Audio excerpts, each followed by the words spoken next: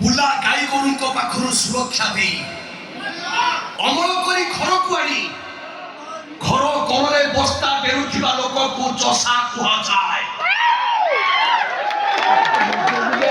ଆଉ ଯୋଉ ଲୋକ ବିଲରେ ବିହନ ଫୋପାଡ଼ି ଦେଇ ଆସେ ତାକୁ ଚଷା କୁହାଯାଏନି ବାବୁ, ତାକୁ ମଜୁରିଆ କୁହାଯାଏ। ବିନୟ ବାବୁ, ଗୋଟେ ନାରୀକୁ ଆକର୍ଷିତ କରିବାକୁ ତମ ଭଳି 6 ଫୁଟ ହାଇଟ୍, 56 ଇଞ୍ଚ ଛାତି କି 6 ପ୍ୟାକ୍ ବଡି ଦରକାର ନାହିଁ।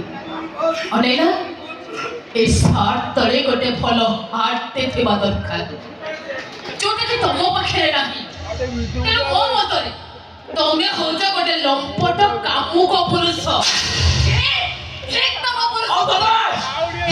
ତମେ କଣ ଏ ସୃଷ୍ଟିର ଶ୍ରେଷ୍ଠ ନାରୀ, ଯେ ସାଂସାରିକ ଜୀବନରେ ବାଧା ସୃଷ୍ଟି କରିବା ଚାହିଁ ଦ୍ୱିତୀୟ ସ୍ୱାମୀର ଇଶାରାରେ ପ୍ରଥମ ସ୍ୱାମୀର ସନ୍ତାନକୁ ଜନ୍ମ ଦେଇ ମାରିଦିଏ, ତାକୁ କଣ କୁହାଯିବ? ତାକୁ କଣ ଗୌରୀ ଲୀଳା ସାବିତ୍ରୀ କୁହାଯିବ? ତୁ ଚୁପ୍ କର ଭାଇବା, ତୁ ବି ବଦଳି ଗଲୁ। ବଦଳିବନି କେମିତି? ତୁ ବା କେମିତି ଜାଣିବୁ ଗୋଟେ ସନ୍ତାନର ମୂଲ୍ୟ କଣ?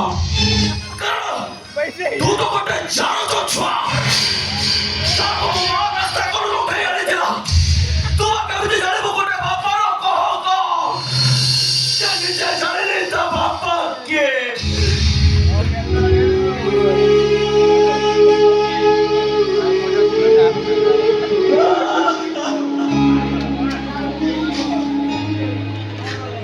ମୁଁ ମାନୁଛି ବାବୁ, ପିଲାଟି ଦିନରୁ ମୋ ମାଆକୁ ମୁଁ ଦେଖିଲି, ବାପର ପରିଚୟ ମୁଁ ଜାଣିନି ବାବୁ।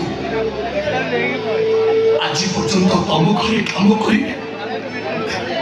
ଏ ପେଟ ଚାଖଣ୍ଡକୁ ପୋଷି ଆସିଛି। ହେଲେ ବାବୁ, ମୁଁ ବୁଝିଛି ସମ୍ପର୍କ କଣ, ପ୍ରେମ କଣ, ଭଲ ପାଇବା କଣ। ମୁଁ ସବୁ ବୁଝିଛି ବାବୁ। ଆରେ ମୁଁ ତମ ପରି ବେଇମାନ ନୁହଁ, ଯେ କି ଗୋଟେ ଥର ସର୍ବନାଶ କରି ସାରିଲା ପରେ ତା ସବୁ କିଛି ଲୁଟି ନେଇ ସାରିଲା ପରେ ତାକୁ ମୁଁ ଅଧା ରାସ୍ତାରେ ଛାଡ଼ି ଦେଇ ଆସିବି। ଆରେ ମୁଁ ତମ ପରି ସ୍ୱାର୍ଥପର ନୁହଁ। କଣ କହିଲୁ? ମୁଁ ସ୍ୱାର୍ଥପର? ବେଇମାନ ଗୋଟେ ଚାକରେ ମୋ ମୋର କଥାବାର୍ତ୍ତା କରୁଛୁ, ଭୁଲ ହେଇଛି। ଆଉ କହିବିନି। ମୁଁ ବେକା ନାଇଁ, ମୁଁ ସ୍ୱାର୍ଥପର।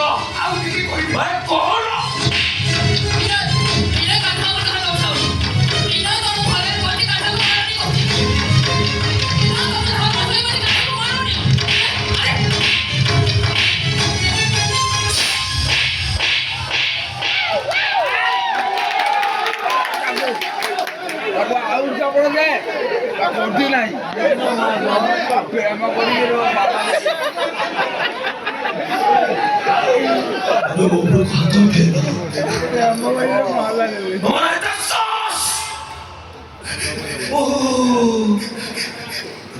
ଟେଷ୍ଟ ପାଇଲା ପରେ ପୁରୁଣା ପ୍ରତି ବିରକ୍ତି ଭାବ ନୁହଁ, ମୋ ଛୋଟକୁ ମାରିଦେଲୁ। ମୋର ଶେଷ ଷାଠିକ ଛଡ଼େଇଲେ ତୁ ମୋ ଉପରକୁ ହାତ ଉଠେଇଲ। ମୋ ଜୀବନ ତମ ପୁଅ ନାହିଁ, ତତେ ମୁଁ ଖୁସିରେ ବଞ୍ଚିବାକୁ ଦେବି।